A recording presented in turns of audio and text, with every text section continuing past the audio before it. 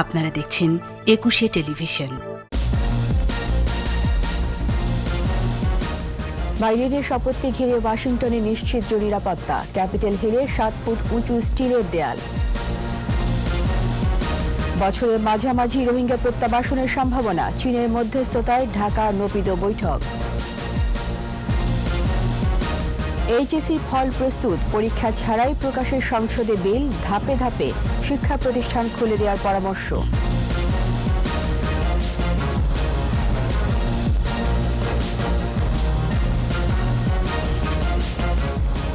শুনছিলেন first security ইসলামী bank limited সংবাদ শিরোনাম। আমন্ত্রণ রাতের ২১শে সংবাদের সাথে আছি রীতা চৌধুরী।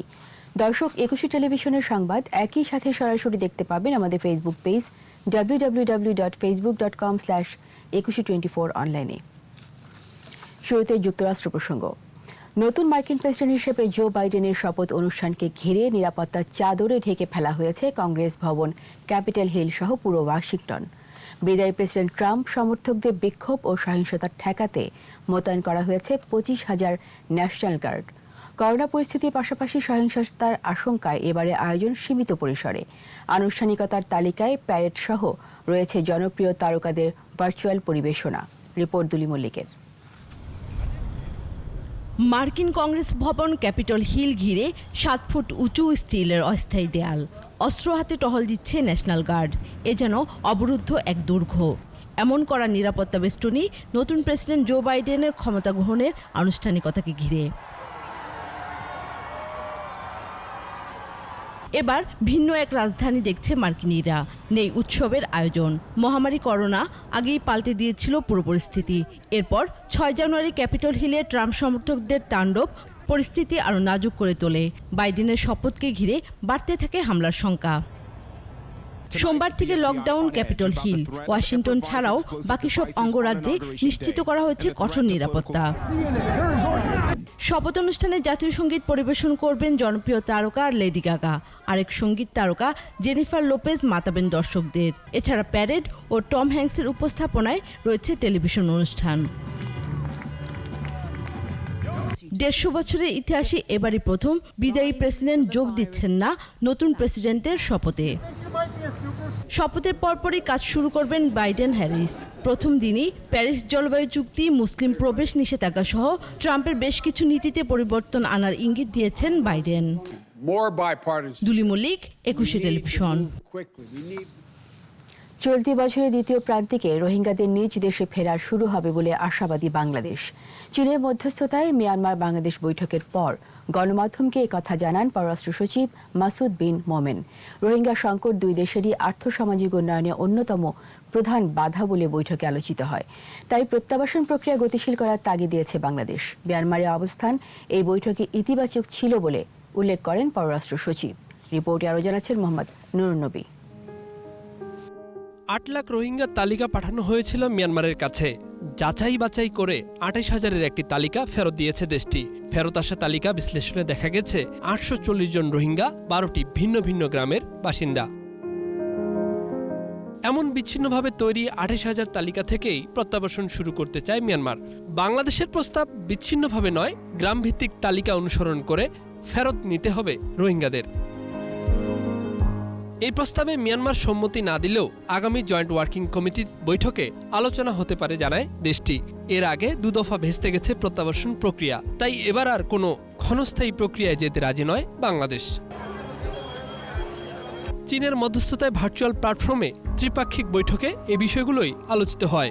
প্রায় 1 বছর পর সচিব পর্যায়ের এই বৈঠকে মিয়ানমারের দৃষ্টিভঙ্গি ইতিবাচক ছিল, এমনটাই দাবি পররাষ্ট্র সচিবের। গ্রাম ভিত্তিক বা এলাকা ভিত্তিক যদি আমরা করতে পারি, চিহ্নিত করতে পারি, তাহলে সেইখানে যে সমস্ত পরিবার আছে যাদেরকে ভেরিফাই করা হয়েছে তাদেরকে নিয়ে আমরা প্রথম যে ব্যাচ বলি বা প্রথম যে আমাদের শুরু হবে সেটা আমরা সেভাবেই আমরা একটা আলোচনা হয়ে ফার্স্ট কোয়ার্টারের মধ্যে শুরু করা যায় যদি। তো তারা বলছে যে না, লজিস্টিক্স এবং অন্যান্য যে ইয়েগুলো আছে অ্যারেঞ্জমেন্ট, ফিজিক্যাল অ্যারেঞ্জমেন্টগুলো, সেগুলো হয়তো আর একটু সময় লাগবে। আজকের যে টোন বা ডিসকাশনে একদম হতাশ হওয়ার মতো কিছু আমরা দেখি নাই। চলতি বছরের প্রথম প্রান্তিকে প্রত্যাবাসনের প্রস্তাব ছিল বাংলাদেশের। মিয়ানমার সাড়া দেয়নি। তবে দ্বিতীয় প্রান্তিকে কোনো এক সময়ে প্রত্যাবর্তন শুরুর বিষয়ে আশাবাদী তিন দেশেই। সচিব বলেন, রাতারাতি এই সমস্যার সমাধান হবে এমনটা আশা করা ঠিক না।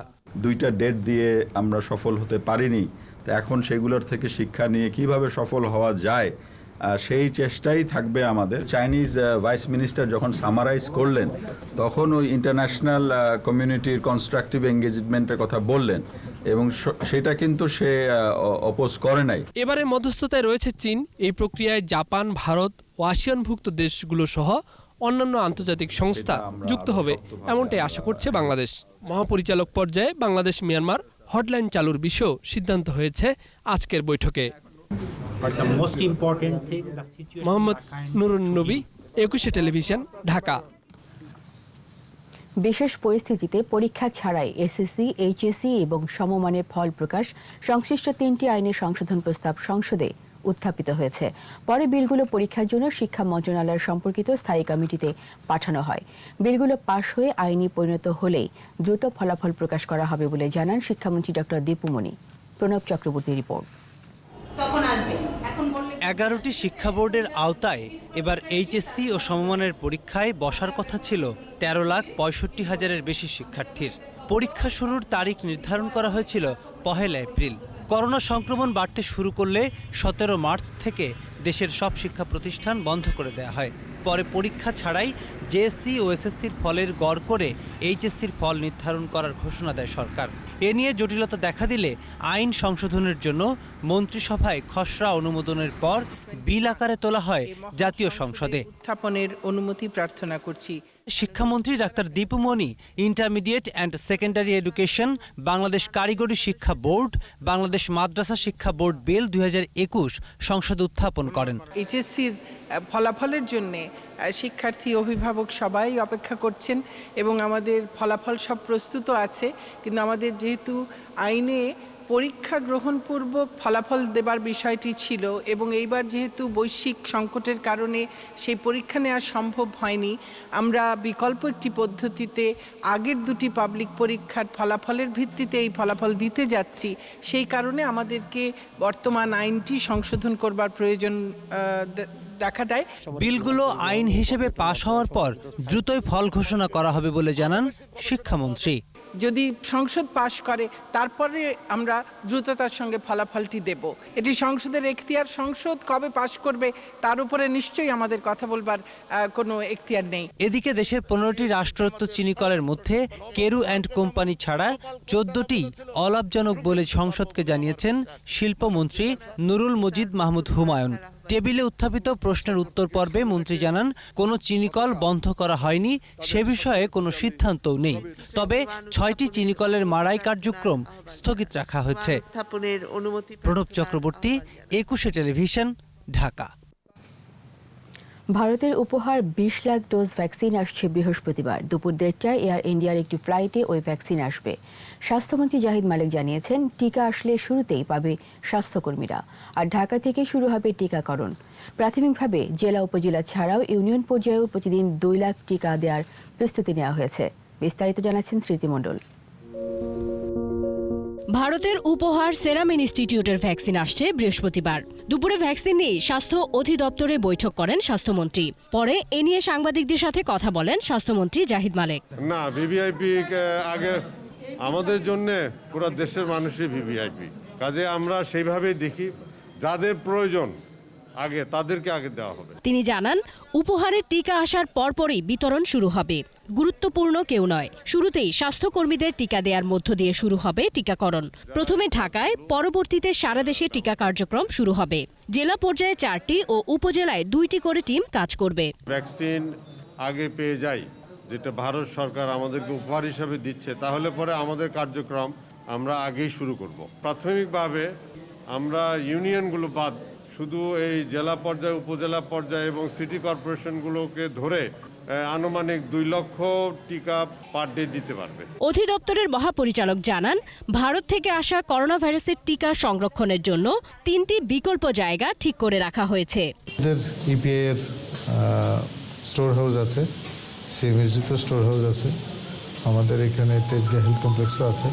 তো ভলিউম কেমন হয় সেটা দেখে আমরা ঠিক করবো কোন জায়গায়। করোনা ভাইরাসের টিকা ওয়াক ইন কুল অর্থাৎ ছোট ঘরে নির্দিষ্ট তাপমাত্রায় সংরক্ষণ করতে হয়। দেশের 29 জেলায় আছে এ ব্যবস্থা। আরও 18টি জেলায় ওয়াক ইন কুল সিস্টেম তৈরি করা হচ্ছে। তবে প্রতিটি জেলা উপজেলায় রয়েছে হিমায়িত বাক্সে টিকা সংরক্ষণের ব্যবস্থা। স্মৃতিমণ্ডল, একুশে টেলিভিশন, ঢাকা। কোভিড-19 দৈনিক সংক্রমণ হার কমে 4.65%। একদিনে মারা গেছে আরও 20 জন, মৃতের সংখ্যা বেড়ে 7,942 জন। স্বাস্থ্য অধিদপ্তরের তথ্য অনুযায়ী 319তম দিনে দেশে 199টি ল্যাবে করোনা পরীক্ষা হয়েছে 15,097। এর মধ্যে শনাক্ত 702 জন। শনাক্তের সংখ্যা বেড়ে 5,29,031 জন।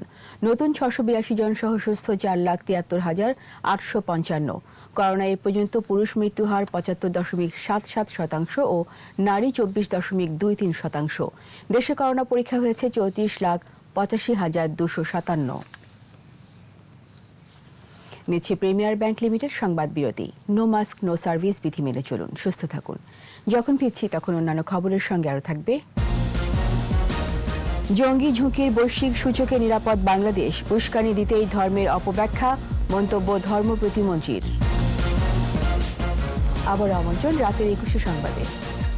ধর্মের অপব্যাখ্যা দিয়ে জঙ্গি তৎপরতা চালানো হয় বলে মন্তব্য করেছেন ধর্ম প্রতিমন্ত্রী ফরিদুল হক খান।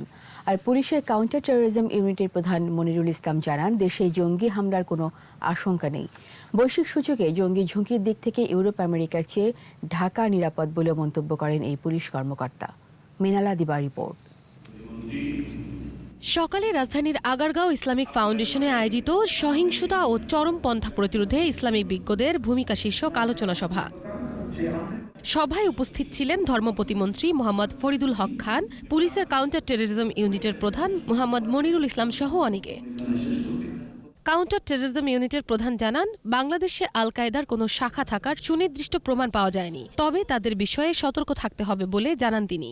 বাংলাদেশে আল কায়েদার কোনো অস্তিত্ব নাই, তারপরেও আমরা দেখেছি বারবার আল কায়েদা আইএস এর অস্তিত্ব এখানে প্রমাণ করার চেষ্টা করা হয়েছে। আমরা উদাত্ত কণ্ঠে বলতে চাই যে যদি কোনো সুনির্দিষ্ট প্রমাণ থাকে, যেটি আমরা সবসময় ওয়েলকাম করি, সেই প্রমাণগুলো আমাদের হাতে দিলে আমরা সেটি যাচাই বাছাই করে আমরা ব্যবস্থা গ্রহণ করব। হলি আর্টিজানের পর জঙ্গি তৎপরতায় একটা মহল সহায়তা করছে উল্লেখ করে মনিরুল ইসলাম জানান, সরকারের নির্দেশনা ও আইন শৃঙ্খলা বাহিনীর তৎপরতায় তাদের প্রতিরোধ করা সম্ভব হয়েছে। সরকারের জিরো টলারেন্স পলিসি এবং আমাদের প্রতি কঠোর নির্দেশনা, তারপরে মাননীয় প্রধানমন্ত্রী সোসাইটি সমাজের সকলকে এগিয়ে আসতে বলেছিলেন এবং বিশেষ করে আপনাদেরকে আলেমুলেমাদের এগিয়ে আসতে বলেছিলেন বলেই দেখা গেছে জঙ্গিবাদ কার্যকরভাবে নিয়ন্ত্রণ করা সম্ভব হয়েছে। আলোচনায় জুমার নামাজে জঙ্গিবাদ, মাদক বাল্যবিবাহ সহ সন্ত্রাসের বিপক্ষে আলোচনা করতে ইমামদের প্রতি আহ্বান জানান ধর্ম প্রতিমন্ত্রী। প্রথম যখন বয়ান করেন তার জন্য 5টা মিনিট সময় আপনারা বেছে নিয়ে একদিনে কোনো দিন এটা বলতে পারবেন না, পর্যায়ক্রমে আপনারা এই বিষয়টা নিয়ে যদি আলোচনা করেন, আমার মনে হয় যে বাংলাদেশের সন্ত্রাস জঙ্গিবাদ আপনি থাকবে না। জঙ্গি দমনে কোমল কঠোর নীতিতে অগ্রসর হওয়া জরুরি বলে মনে করেন আলোচকরা। আলোচনা যখন সাধারণ মানুষের কাছে পৌঁছবে, সেই মানুষটা কিন্তু আপনাদের কথাকে শোলা না কিন্তু গ্রহণ করার চেষ্টা করে।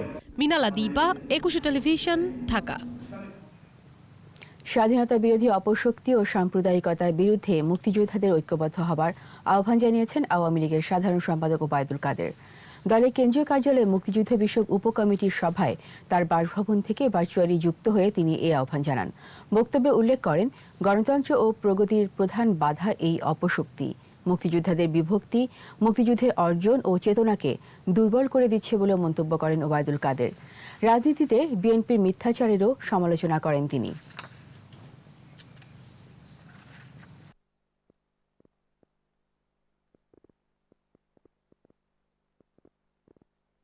জনগণ দ্বারা প্রত্যাখ্যাত হয়ে মুক্তিযুদ্ধ বিরোধী অপশক্তির প্রতিভু বিএনপি বারবার প্রতারণা, চাতুর্যের আশ্রয় নিচ্ছে। তাতে চাতুর্য আছে কিন্তু নৈতিকতা নেই। জনগণের মুখোমুখি দাঁড়াবার সৎসাহস ও রাজনৈতিক অবস্থান আজকে বিএনপি নেই।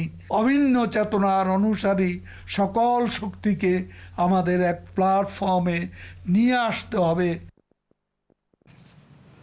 সরকার ভ্যাকসিন নিয়ে ব্যবসা শুরু করেছে বলে অভিযোগ করেছেন বিএনপি মহাসচিব মির্জা ফখরুল ইসলাম আলমগীর। বিএনপির প্রতিষ্ঠাতা জিয়াউর রহমানের 85তম জন্মবার্ষিকী উপলক্ষে তার সমাধিতে শ্রদ্ধা নিবেদন শেষে তিনি বলেন, সরকারি উদাসীনতায় করোনার প্রাণহানি নিয়ন্ত্রণ করা যায়নি। ভ্যাকসিন নিয়ে দুর্নীতি করলে সবাইকে টিকা দেওয়া সম্ভব হবে না বলেও মন্তব্য করেন ফখরুল। জনগণের কাছে জবাবদিহিতা না থাকায় সরকার দুর্নীতি করছে বলে অভিযোগ করেন বিএনপি মহাসচিব।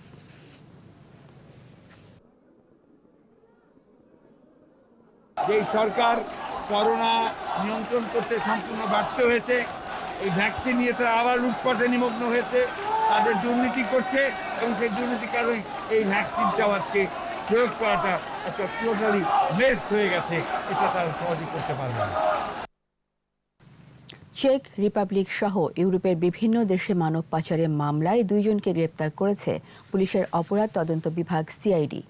মানব পাচারকারী চক্রের 2 সদস্যকে গ্রেপ্তারে গত কয়েকদিন ধরেই অভিযান চালাচ্ছিল সিআইডি।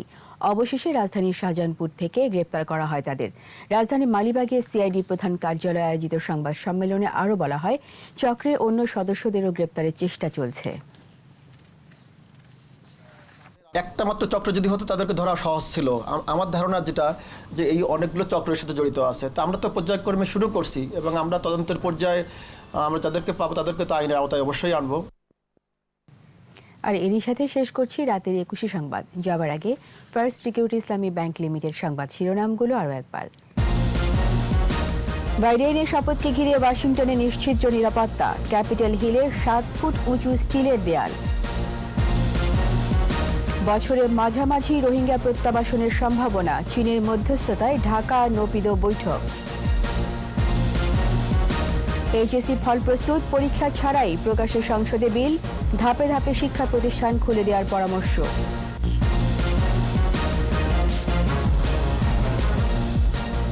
সবশেষ খবর জানতে ডায়াল করুন 2021 নাম্বারে আর ভিজিট করুন ekushe-tv.com ওয়েবসাইটে। এছাড়া ফেসবুকে লগ ইন করতে পারেন facebook.com/ekushe24 অনলাইনে। একুশের খবর দেখুন, একুশের সাথেই থাকুন। স্বাস্থ্যবিধি মেনে চলুন, সুস্থ থাকুন। ধন্যবাদ।